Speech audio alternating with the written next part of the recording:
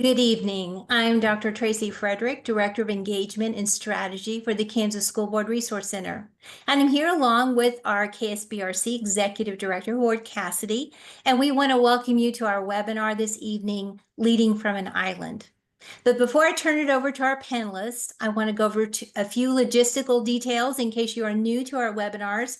If you have questions, please put your questions in the Q&A box and I will ask our panelists for you at the end of his presentation if he's not already covered them.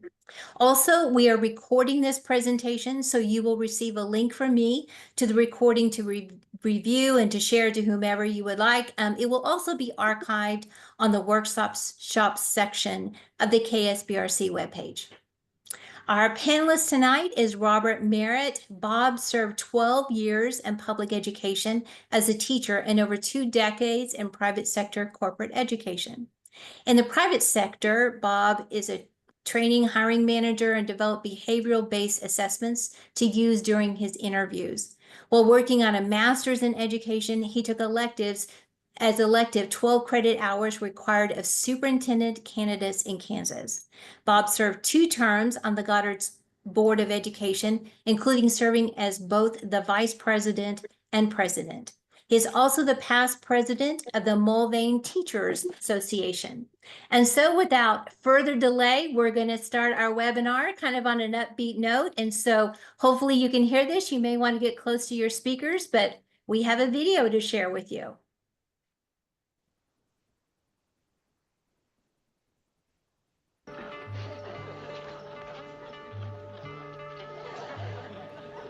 Well, I can't believe it. It's too good to be true. What is it?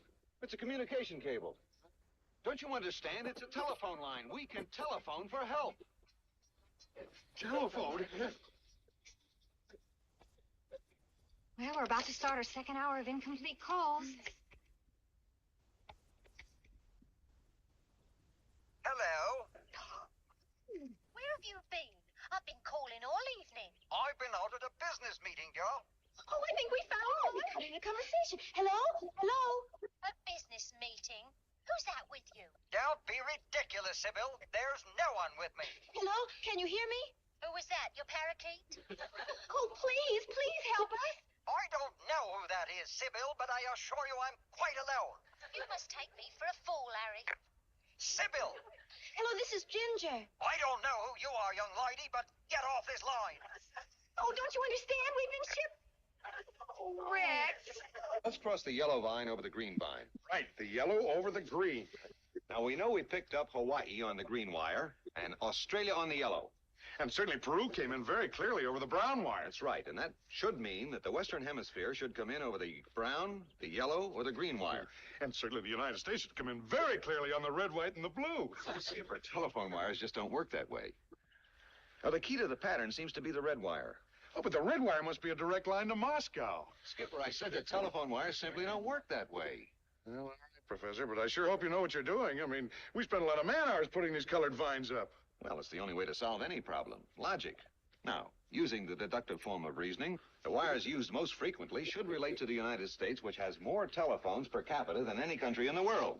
Now, the combination of that color with other colors should indicate a progressive ratio scale with the other countries proportionate to the percentage of telephones located in it. It's really very easy, isn't it? Oh, Well, the important thing is to keep these vines from getting tangled while I figure out which color will guarantee us a telephone call to the United States.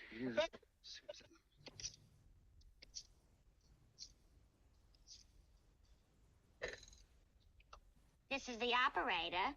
Will you kindly deposit 10 cents for 3 minutes, sir? An operator. Will you kindly deposit 10 cents, sir? Operator, where are you? This is the San Diego operator. Will you kindly deposit a dime, sir? Don't go away, operator. Hey, I got an operator in San Diego. I got an operator in San Diego. I'm sorry, sir. You'll have to deposit another dime. You got a dime? No, I don't think so. No, the least I have is a $20 bill. I could tuck it in. Yeah. Quarter. I got a quarter. I'm sorry, sir. We cannot make change. If you give me your name and address, I'll send you 15 cents. I don't know where we are. If you wish me to continue to keep this line open, you'll have to deposit the quarter. Yeah, it's an operator. Don't lose it. Did you deposit the quarter?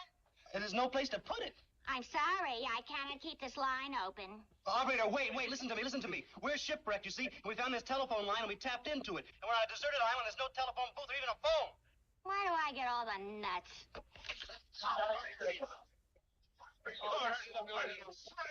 Listen, we reached her, we'll reach somebody else. I don't think we're going to have many more chances today, Professor. Look at that sky. There's a bad storm coming in. Get the doors for the night.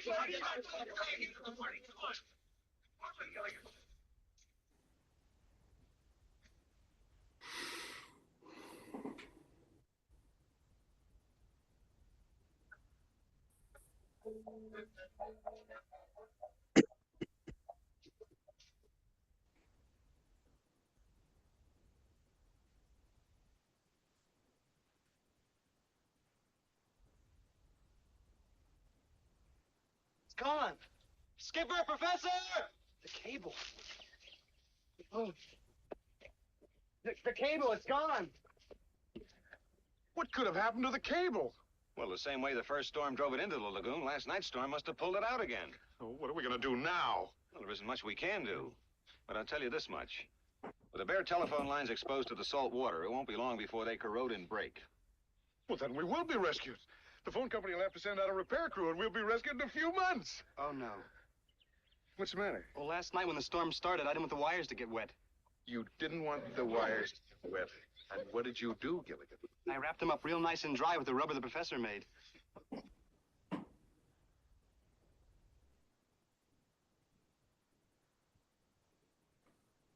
And we're back to you, Bob. Okay, thank you.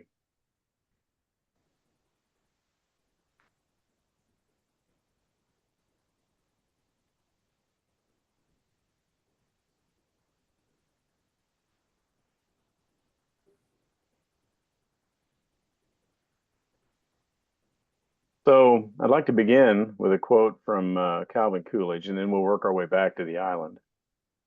This is an excerpt from his 1926 speech.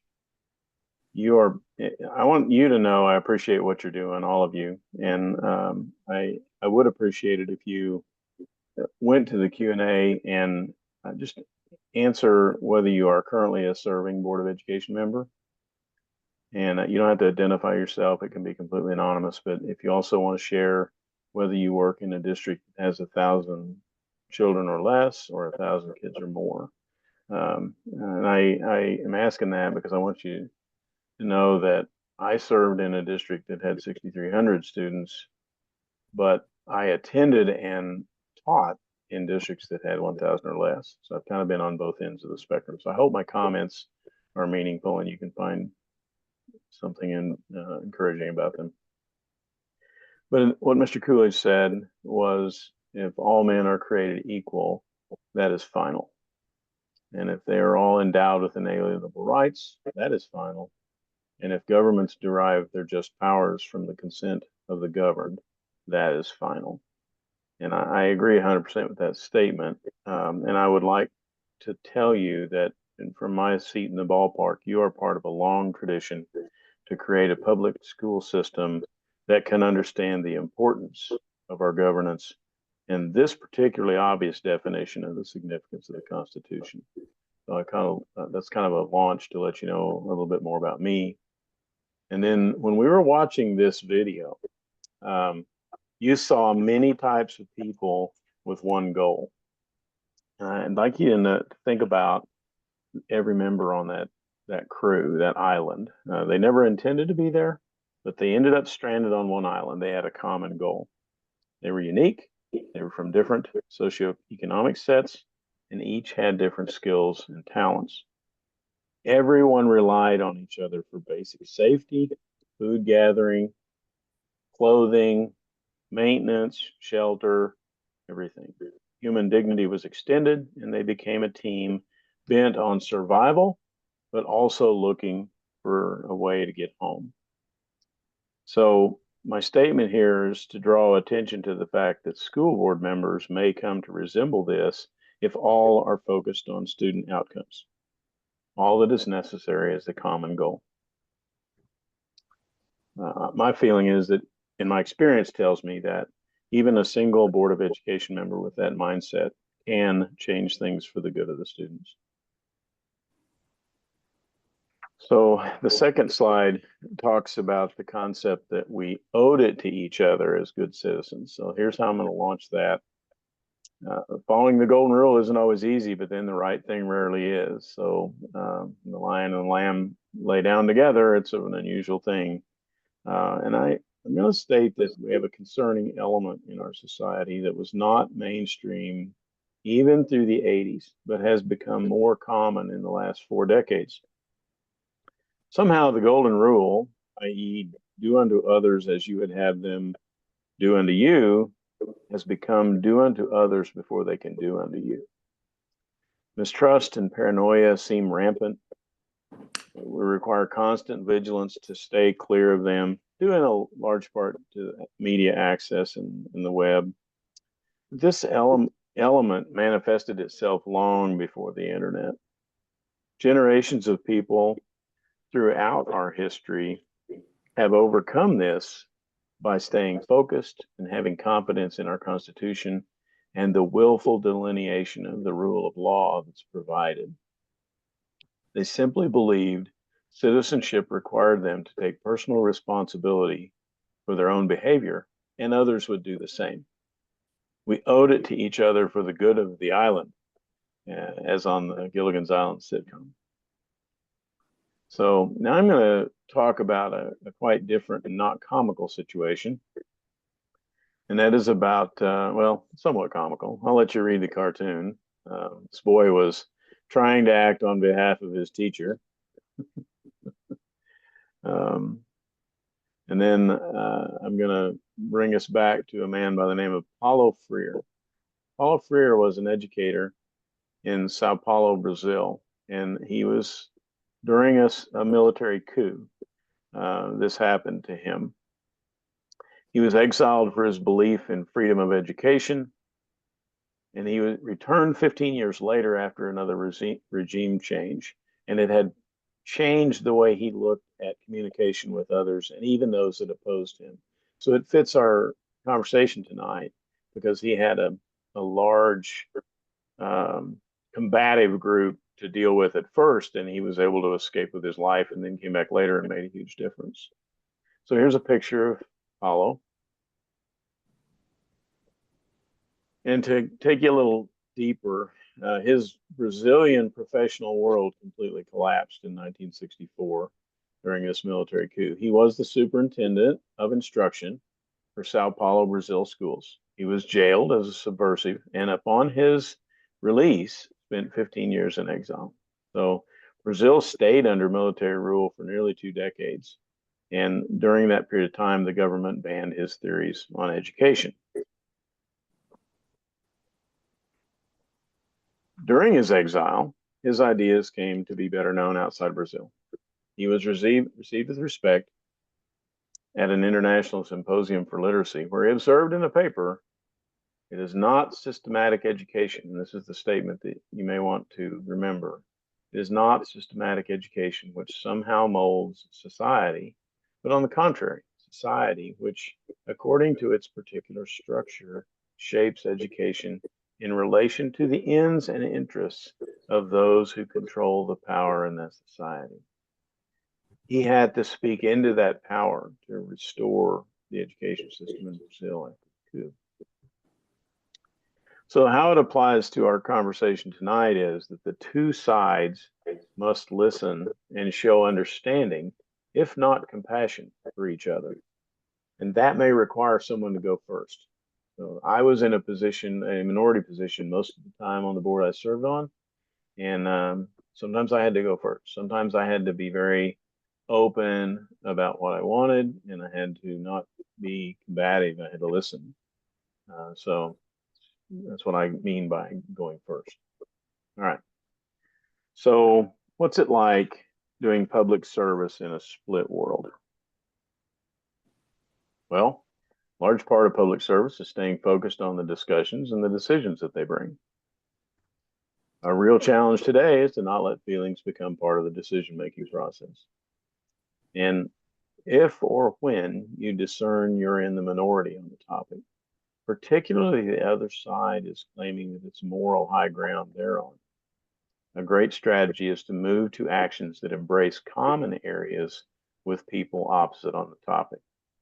So in the first term that I was trying to run for, there was a forum I was involved with. And one of the questions that fell to me was, what is your plan? What are you going to change as a school board member? And I kind of laughed because everything has to be a quorum vote. So I just laughed and I said, well, the first thing I have to do is make 3 friends. Can't fix anything by myself. So that's where we're kind of headed with this. All right. So when you look at team experiences and assets, and this is on the board you're serving on, what assets are available? Some people are financially experienced. In my case, I was ASE certified master mechanic and had run a training center for a major corporation that builds cars for a lot of years. So they all look to me for information about anything technical on the transportation side, even though we didn't always agree on some political things that were coming up. So if you look at the team experience you saw on the island video, and then apply that to decision-making processes, but from the other person's side, try to see it through their viewpoint. Consider Marianne and Ginger in the picture. They did not know what the professor knew, but they boldly went forward knowing someone on the island had considered it from a position of experience. You can now explore both sides of an issue, even if you're not knowledgeable about it, and look for common ground while you try to hear the other person objectively. So what we're saying here is you catch more flies with honey than you do with vinegar. And that is to ask objective answers. When you ask for objectively for answers, it's quite important that maybe you already know the answer. So I really like the KSBRC site because it links to the Kansas Department of Education information, and it gives you a way to check and be sure that you are being told properly what's going on. So if you have information you're sharing with the other board members, and it's not adversarial, but it's a cordial linkage, then that takes time for BOE members to trust like that. So I was typically on the wrong side of a 5-2 vote or a 4-3 vote stance on the board where I served. But even the most staunch of the 5 would turn to me in open meetings and request my comments on purchasing a certain kind of school bus or a technical topic or equipment and maintenance, because they knew my background and they trusted my understanding. They also trusted my non-adversarial nature, and that formed foundational relationships. So even though we didn't always agree, they knew it wasn't going to be a battle, and that helped me. I actually saw some overwhelming progress that I would never have expected, and I didn't really know why until I reflected on it a little bit. Those are the answers that I just gave you. So if it's on social media, it has to be true, right? And this guy's just obtained 3 new followers. Well, let me share about the web for a minute. It's a snafu. It can be a trap for you if you're not careful. And I can trace 2 issues with fellow board members back to comments of positions I took innocently on the web with no malice or linkage to them. They just didn't approve of what I was saying. In my undergraduate work towards obtaining a teaching degree and a teacher's license, we were always told that when we entered a classroom, we had to make a secure environment for every student. That meant I had to be myself without alienating anyone with my beliefs. And I remember my professor telling us, if there's a doubt there, we were taught we had to err on behalf of the student and keep divisive behavior and comments out of the classroom. That's not happening so much anymore. And I don't think they're teaching that anymore from what I've seen. But student outcomes in those days were the most important thing, not the teacher's pet thought process. Now, I'm not trying to pour this on teachers. I'm saying that the school districts have changed, and you're in a position to make a difference with that now. So we need consensus. We need to build relationships, and you don't have to give up anything, but we do have to be nice. We do have to play nice. This served me very well, and it did not inhibit the classroom etiquette or my ability to develop mentoring relationships with the students enrolled in my classes. The classes were always full. The learning was always good. There was no bias shown in the classroom, and the objectivity in the classroom was evidenced by the fact that discipline was easy to maintain and humor and trust did abound. It was a secure environment, and the kids liked coming to class. The result of that was the next teacher that followed me when I left met students that expected good things happening, and trust was foundational. The program has thrived for 27 years under that next teacher's watch. Before I worked there, the school system had 5 shop teachers in 7 years. I guess you'd agree that 2 in 33 years sounds a lot better. So let me share some personal experiences, and this is going to be me talking to you about what happened. I want to tell you about Charles, and this illustrates the humor and the camaraderie we had in the classroom. And I didn't have to give up my professional distance to get it. I just had to treat them fairly. And that's the model behavior that I'm trying to share we need to develop as school board members with one another. Let me tell you the story. Charles was a non-traditional shop student. I taught automotive shop, and he was not a traditional shop student. He was a great bookworm, and he was a thinker, but we were introducing him to working with his hands. I had come to really appreciate his wit and demeanor.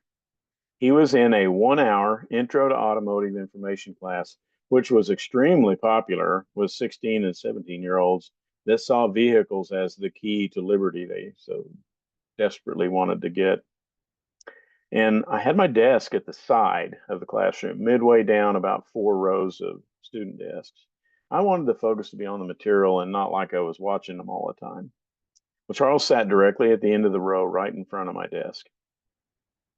And this was mid-year. The class was in autopilot mode, as I described earlier. As he worked, I noticed he was using a pen that had a bikini-clad female on it. And at times when he was thinking about the test questions or something that he was trying to answer, he was in deep thought, he would move the pen up so it was inverted next to his face. And I noticed when the pen was inverted that the image on the pen's clothing drained off. And I looked at him and I said, "Charles, what kind of pen are you using?" And I exclaimed it so that everyone could hear, frankly. And immediately he exclaimed, as if he was expecting my question, "Oh, Mr. Merritt, you can't take my pen. It was my grandfather's, and it's all I've got to remember him by." His classmates roared as if they appreciated the draining test day tension in the room, and I smiled and said he could pick up his legacy in the office after school. Later, as a board member, one of the other board members came to me, and this is decades later, obviously. One of the other board members came to me an hour early before a board meeting to discuss giving the superintendent a raise. Now, it hadn't been on our agenda to talk about that at all, and it wasn't performance review time. And I noticed he had each of the other 5 board members' names written on the buck slip with all these financial figures he'd been crunching. And I asked if he was checking all of us off that agreed to vote on this proposal, and he said, "Well, yes." And I informed him that that was a serial meeting violation of Kansas Open Meeting Act. And he said, "Well, it doesn't matter. The first offense is $500, and if we get caught, I'll just pay it." He felt the ends justified the illegal means to obtain them, and we were just supposed to go along with it. So adults, I've grown to trust kids in a lot of environments, but sometimes adults can be calloused like that. So that's the environment we're in as board members sometimes. So go a little further back now. I was the president of a local teachers association. And the Board of Education president came to my classroom unannounced after the students left one day. And he initiated a discussion about what the Board of Education wanted to offer teachers for a pay raise to bypass normal negotiations. He felt if he talked to me and I'd agreed, we could just decide what to do without bringing anyone else into the discussion. If you're thinking that this generation has just gone way too far, this happened in the late 80s, basically 2 entire generations of people ago.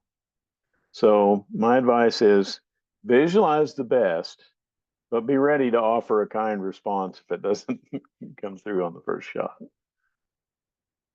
So Yogi Berra made this comment, and I'm going to take a little breath here. Sometimes I get talking like an auctioneer. Yogi Berra said, "You've got to be careful if you don't know where you're going, because you might not get there." Okay, I'm not sure what I just heard, but let's talk about the building needs assessment. This is a great example of real board member stuff that we're supposed to be doing. The building needs assessment is given to kids from the 3rd through the 8th grade, and then again at the 10th grade. And right now we are at about 7 out of 10 kids can't read on grade level, and 6.5 or 7 kids can't do math on grade level, those junctures. And we find out that by the 3rd grade, if they're not reading on grade level, it gets worse. It's exponentially worse as they get a little older. So that's where our focus should be, student outcomes. And so this building needs assessment exercise may be the most important oversight responsibility for every school board right now. And before you think, oh, wow, Kansas is really bad, this is a nationwide problem. Those numbers I gave you are not that far off for the entire United States. So the basis for a strategic plan to improve outcomes academically prepares students for life. Strategic plans that don't address B&A questions will not get students the education they deserve. So what can we do? Well, progress reports from at least one elementary school, middle school, and high school principal at each board meeting are great. You know why? Because progress reports get everyone to thinking about, hey, my day's coming. And they will listen to how your report resonates with the board, and they will modify and change what they're doing in their building to promote better results. So that's an immediate and ongoing upgrade to doing nothing. Because no change, if you're seeing what are we doing differently and why, if nothing's being done differently, no change typically means no results or no results changing. The other thing you can ask is, how are we measuring progress? So if our district is doing something that they're calling progress, but it's making everyone treat each other better in the building, that's certainly a good thing. But that's not teaching them to read better. If we're not changing anything about how the reading is taught and how the math is taught, then how are we measuring that progress? So my question is the measurement still accurate? If what we're used to doing is still accurate, great, but we need to be looking at it. And finally, looking at the students' reactions and the staff's reactions to what we're doing during the school year. Students and staff can gauge an immediate response or need. They can tell you exactly what they'd like to start doing.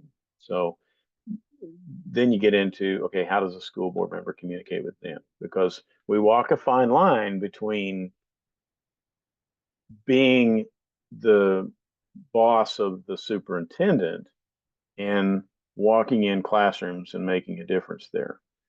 Sometimes the school board member can walk in a classroom and it ices things. So my recommendation, especially for new board members, is to watch what goes on and kind of be cognizant of how things go in your district for the first couple of months. And given opportunities to go to classrooms, take everyone you can. Sometimes we would go in 2 or 3 board members. Sometimes we would all go visit one program. And I always tried to make those because that was something we did together. So look for those opportunities. So if you're consistent about what you believe, people respect that. And so know what you believe. That's a big problem. Sometimes people haven't really thought it through, but think about how parents and community leaders can help. If you educate the community by your conversation, even at civic clubs, chamber of commerce, with your consistent message is a good thing. Those opportunities can arise. If you emphasize the key principle of student outcomes, and that's your number one priority, people will understand that you're being consistent. And nothing gets in the way, not DEI, not extracurricular activities, not existing management structure that doesn't really want to go there. You can be consistent. So here's a statement that I like to rely on, and it's simply on the screen. I decided I was going to read it just so I won't mess it up. I'm not fond of reading things off the prompter, but in this case, it's a pretty compelling conversation. School board members that focus on student outcomes will notice the best part of the education process. And I wrote this thinking on my years as a teacher and on the joy we saw as board members when kids would perform well and represent us well.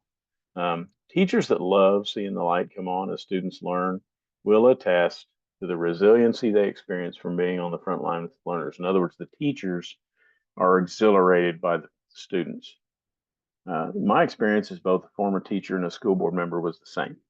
The jobs can be a grind, but the adults that focus on seeing students excel and get better are rewarded with the knowledge that the community and the world is renewed with each generation. No one will remember if the school's logo was emblazoned in the outfield of a turf baseball field, but a well-trained clientele will abide in your community. So maybe think on, what do I believe? That would be an objective for you. Maybe evaluate what actions alienate you in the current board and look for ways to skirt them. Maybe determine ways to converse about student outcomes that are not offensive to others. So figure out what plays downtown. And one thing I like to do is find common ground. If there's things that you do that other board members do, then those are good things to celebrate. It's important to set goals, and it's important to identify progress. So those are things that you should be striving to do. I have some examples, and these are not so much more presentation. This is thinking about what can I look at? What kinds of objective data can I glean from places like the Kansas School Board Resource Center?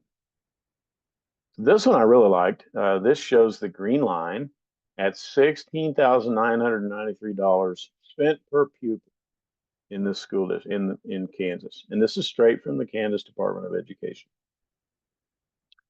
The blue line is 4th grade proficiency, and the red line is 8th grade proficiency. And you can see they've dropped to 26%, less than 3 out of 10 are at grade level, and right at 3 out of 10 in 8th grade are at grade level. And this orange line, in case you're curious, is the inflation rate. So we're outspending inflation and we're underperforming with the students, and that's really not acceptable. So spending was up and achievement was down. Well, if you talk to educators about that, and especially the superintendents, they will tell you that you can't go by that, that those kids really are ready. It's not a fair comparison because the ACT scores they make shows that they're ready. Well, the problem with the ACT is that only about 75% of kids actually take it. And those kids take it a lot.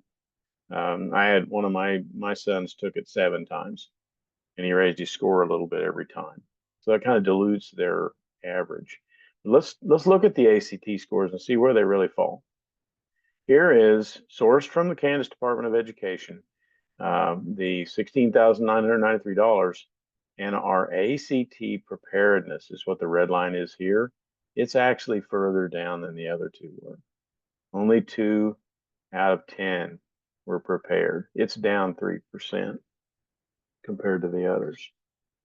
So I guess what I would say is that the government provided data showed that spending was up and achievement was down.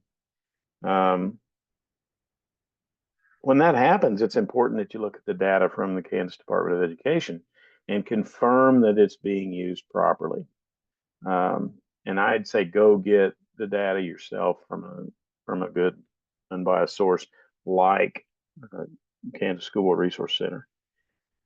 Make the context of your comments one that is generally agreed upon with your peers on the board. Sometimes the majority view is not rooted and grounded in fact. So smile a lot, practice looking innocent, so that when the truth is revealed, you can remain humble.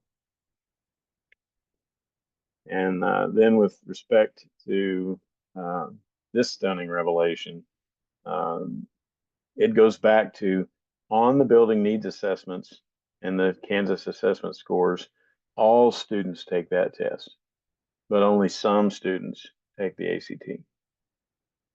All right, so what are the legal requirements of us as board members? If you look at the first one that's in the bright color, each year the Board of Education of a school district shall conduct an assessment of the educational needs of each attendance center in the district. So what this Kansas statute 72-1163 is telling you is it's your responsibility to make sure that the needs assessment in the buildings and you're responsible for are identifying things that are preventing your students from making progress on those state assessment scores. And you don't have to worry about the state, you only have to worry about your district. That should be something that the 7 of you are laser focused on.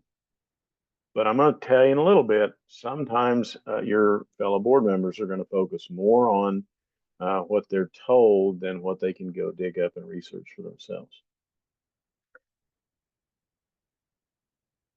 Okay, so remember the adage, vote early, vote often, we all used to joke about? Well, maybe we need to modify that to discuss your concerns in advance and often with your fellow board members. So that's kind of a strategy I had, was talk early and often about what your beliefs are.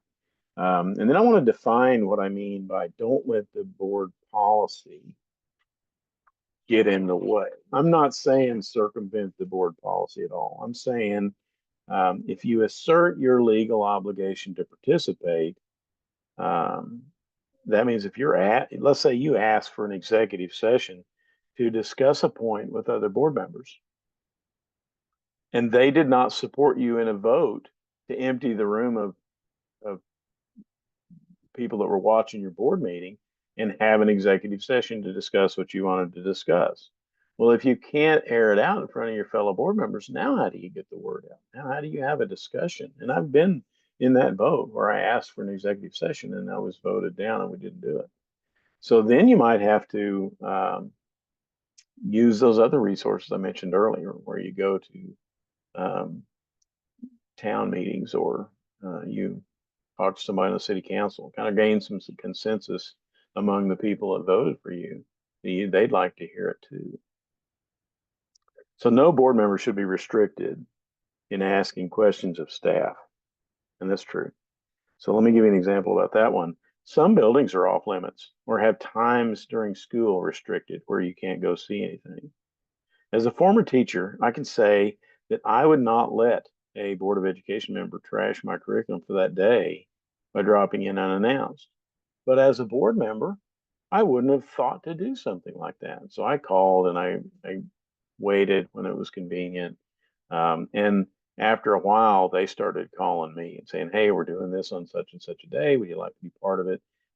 Engineering classes at the high schools are big on that. They want parents and industry leaders to come down and watch what they're doing and even judge their contests sometimes. That's pretty fun. So opportunities will present themselves, I guess is what I'm saying. And so if you take all those opportunities, you will know what's going on in your buildings.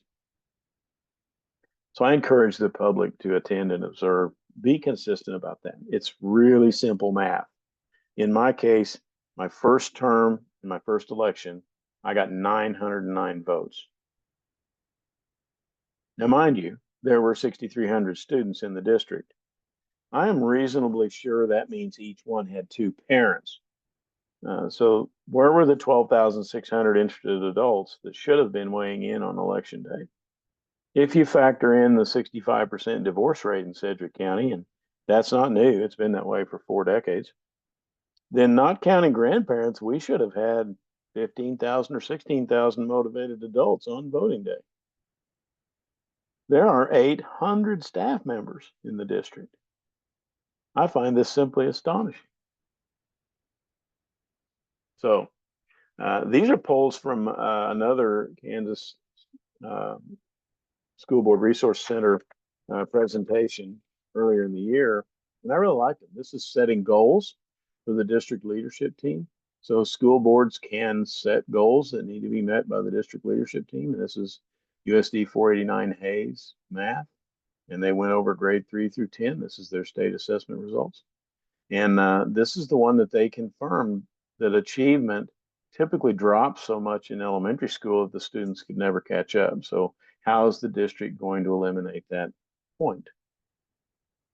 And here we're talking about the qualities of legitimate barriers. So encourage the building staff to think ahead in their learning year, quarter 2, and what barriers should be actionable within the amount of money and time we've got. So within the existing resources, ask what a school board member can do is ask probing questions about what is the basis for this as a barrier, and then determine if there is strong consensus on that barrier in that school, or can we do away with it, maybe make some progress.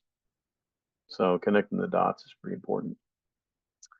And now I'll talk about the building needs assessment process. Tells you if you have the right leadership team. Ultimately, you are responsible for evaluating the superintendent. So if these processes are not part of that superintendent's evaluation, and a lot of the superintendents write their own evaluation, they write their own goals, you sign off on them, and they write their own review, and the board president signs it. I do another presentation on how superintendents are evaluated. And that one's pretty compelling because of what I just said. So, but anyway, you can allocate staff and resources to achieve a plan. You don't try to fit the plan in existing structure, because if it didn't work before, why would it work again going forward or not work again? Emphasize your key principle, which of course is outcomes with students. And then the nothing gets in the way plan that I mentioned earlier. All right, so the last thing, we're getting close. I really want you to understand this. Hopefully overall, this presentation was positive. And I don't want you to get down in the mouth or not understand that if you're being positive and you're holding out the olive branch and your goals are to help students do better with what they've been given, don't think, and if you don't think you're making progress, time will show that you improved communication and built trust. And future Board of Education members will find your efforts foundational the same way those classroom students of mine did when they gained trust in the classroom and they understood that they had a place and they were going to be supported regardless of what they believed when they walked in the door. That comfort caused everyone to think carefully about, how can I help everyone around me? So again, you don't think you're making progress, but you're consistent and you know what you believe. Time will show that you improved communication and built trust, and even future Board of Education members will find your efforts foundational and progress will be made in your district. I am going to stop sharing and let Tracy run the Q&A. Well, Ward, do you have any questions before I ask a couple? You're muted though. You'll need to unmute. Sorry.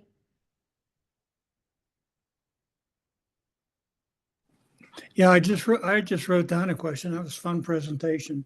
You know, we talk to board members all the time, and I've been pretty active in the last week and a half or so. And one of the questions that so many people have when they're in the minority is, you know, how can they actually make a change? And I think Bob alluded to that a little bit.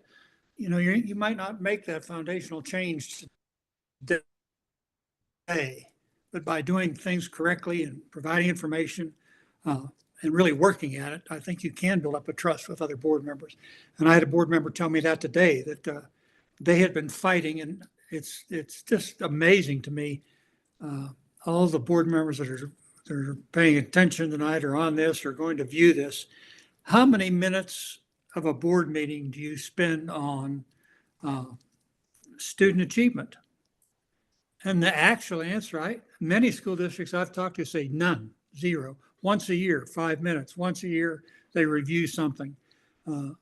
There are a lot of new board members that are now saying, we want to have every meeting. We want to do something for student achievement. And to me, that is one way that everybody can buy into it. And so, after listening to what you're saying, Bob, that's what I would throw out is, can we just get every board meeting where we're going to discuss ways to improve the student achievement? And a big thing I'm big on, there's no reason why we can't work harder at getting our third grade level of reading up, but we have to work at it. So Bob, any comments on those? Oh, I think 100% right. I'm glad to hear you thought that, because that's sure what I was pitching. Well, I think you brought out a really good point. I mean, the Gilligan's Island approach, these were all, like you said, very different people. They were individuals that they were just kind of thrown together, and they all had different talent skills. They looked at the world a different way, but they all had that one shared goal. And just as you pointed out, that one shared goal, if we can get everybody on the same page to look at that one shared goal, as you said, Ward, they were all working together, even though they had a lot of, they had differences. And sometimes they made mistakes, but they were all working toward that one shared goal. There are a couple of questions that I have for you.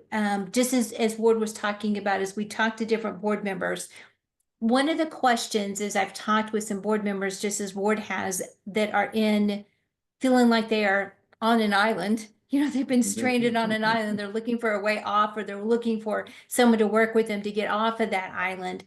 What do you say to someone who's trying to bring up the student achievement scores or the outcomes, and they're told, well, don't you like teachers? Or it's somehow a threat, well, don't you like students, or that it is disparaging to their teachers or their administrators, or that they're not providing a good education. How would you handle that kind of situation? Yeah, that's a great question. I have a background with that, and this came out of the logic of being president of the Teachers Association. I had to routinely support teachers who were, for lack of a better term, in trouble with their building principal. And usually it was communication, and not always on the part of the teacher. One time we had a administrator that just was going to walk in and start videoing teachers, and you couldn't do that without getting it in the contract first, and he didn't know that. So I thought that was something else. But my point is, teachers can make a huge difference. But with respect to your comment, we're at a point where you can't give up your composure, and you have to look at it like you're in this for the long run. So I may think of something more profound than that, who knows, but I reserve the right to readdress that. Well, I appreciate that. When we have board members who present the outcome scores or the low achievement scores, as you were mentioning, there's often pushback of, well, we're just as good as everybody else, or we're not doing any worse than anyone else, or everybody's in the same boat, or these test scores are really not representative. So they often are finding themselves, whereas Ward says, it doesn't get on the agenda because people want to dismiss that as right, as legitimate. So my comment about that is, they make television movies about districts that are exceptional and address that, and their students make a huge difference, even against what seem to be insurmountable odds. So If you're willing to accept mediocrity and you don't think your kids are capable of doing better, then fine, just keep doing the same thing. But I kind of believed in our kids, and we were able to put some things in programs and other support for teachers that were really good. My point on both of these issues is we don't need more ways to fire bad teachers. We need to find ways to support the really exceptional things that are going on in our districts and build on those. And I think often that can be missed sometimes in that conversation, as it may be viewed as a threat when looking at the outcomes or the proficiency scores, automatically can seeing that as a negative rather than seeing as how can we support, as you mentioned. Yeah, so another take on that, exactly what you're saying, is if it's a nationwide issue, why don't we lead the charge? Yeah, it's a good point. You had on one of your slides, you had the point, they will abide in your community if you improve that. So there are a lot of districts out there that are rural. Some of the people who have attended are in districts that have more than 1,000 students, but some of them have, just as you were talking about, 900, less than 1,000, less than 1,000 students. So how, many of them are dealing with shrinking communities. So can you expound on or explain a little bit about what you're talking about, that they will abide in your community? It seemed like you feel very strongly about that. Oh, I do. And I'll give an example. I've got I had one group of students that seemed to really not be competitive with one another, but they just established such a high bar in the shop stuff they were doing that they read, they did math, they excelled at building things, they were great fabricators, they could fix anything on a car, and they just used everything that they had, and they drove each other to a higher standard just by establishing what the standards were. Those people became adults, and now one of them is working for KTA fixing Kansas Highway Patrol cars, and one of them is a fire department chief. One of them is in Charlotte, North Carolina. He's like a regional manager for General Motor Service, and another one is a service manager at a big ag store. And they just really took what they learned in that environment and applied it well. And so many times we don't see that as adults. I've had the luxury of knowing people at a very young age myself. I started teaching when I was in my early 20s after working at a car dealership and going to Votech school. And so I was pretty well versed in how things worked. And then I was taught how to teach, and I invested in those young people. And some of those, like right now, I go to work every day with one of those former students, and his son is their lead technician. And his son never went to college. He learned it on the farm at home from dad. So if you don't think you're making a difference generationally, sometimes things have a way of jumping up and getting right in your face. And I had no idea. I hadn't seen these guys for 25 years. But that's what went on with some of those foundational trainings that I did.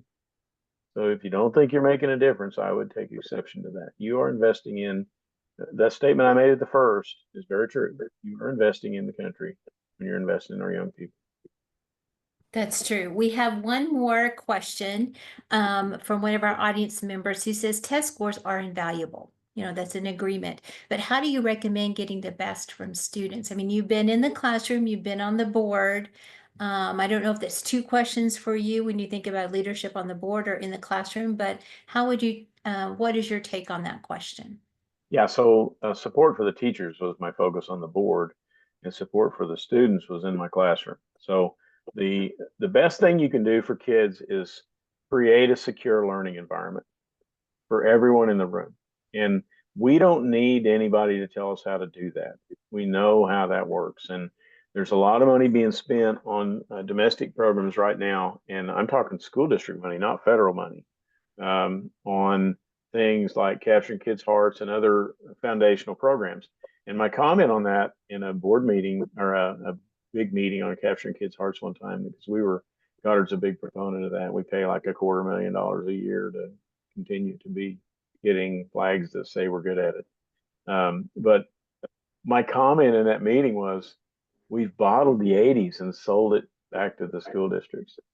So we know what sells. We know how to treat each other well. We know what kids need. They're looking for some boundaries, and then they're securing those boundaries. So make the classrooms a secure environment, and you will see the learning progress. Kids will thrive. Okay, so I'm going to, I do have one more question that was snuck in, so we have a couple of minutes, so I'm going to ask this of you. And this is about, this question is your comments of, about being a board member, approaching issues, and other board members, consensus builder, all of that. You seem like a really nice guy, but how do you address those other personality types, that drive change, people who are a little more stubborn? How do you deal with that? You have to have done the thought process of figuring out what you believe and why. Because if your foundations are unshakable, then you won't get upset. Your security won't be challenged by opposition. So it's knowing what you believe and why you believe it is my secret. And so how do you deal with the person who's just diametrically opposed? You mean the guy like the guy that was going to pay the fine if we got caught?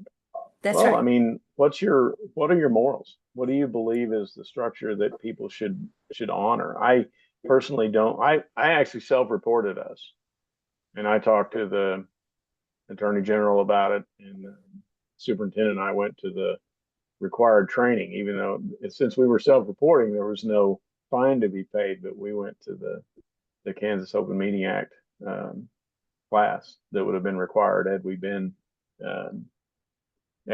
prosecuted.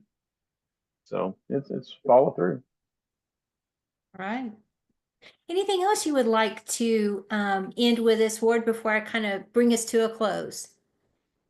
No, I thank you very much, Bob. There's so many things going on right now, but I really starting to feel a little better. There's more and more young board members, more and more just board members wanting to make student achievement a priority. And the more we see that, even though there's differences and different ways to get it, if they make that their focus, I think we're going to get headed in the right direction. 100% and the consensus. Find the things that you can't agree on and dwell on those, but understand what your foundational beliefs are. There just has to be a want. Yeah. Well, thank you so much for joining us this evening, Bob, and sharing your wisdom and expertise. We really appreciate it. And I want to make sure that all of you who are listening are aware of our next series that's coming up, the School Board Training Academy for school board candidates and even school board members. This series will cover that book, 8 Things to Know About Running for School Board. It will begin next Thursday. This series will begin next Thursday evening, April 24th at 6:30, and will continue each Thursday evening at the same time through May 15th. Please look at our KSBRC event webpage for more details about that academy if you've not received an email from me, or you can reach out and I'd be happy to send you that link. We also have more webinars coming up on school board budgeting and financing and school board governance and relationships with student outcomes. And if you have an idea for a webinar or suggestion for a webinar, something you would like to hear, please reach out and let us know. We would love to be able to host a webinar that would meet your needs. And as always, if we can answer any question that you have, there's the book right there. This is what they look like when they're new, and this is what it looks like when I get done with it. It's well read and well worn. So if you have any other questions, anything that we at KSBRC, Ward or I can help you with, please don't hesitate to reach out. We'll offer support or resources that can help you. And we hope you have a terrific rest of your evening. And thanks so much again, Bob. And we will see you all at the next webinar. Thanks, Tracy. Thanks, Bob. Thank you.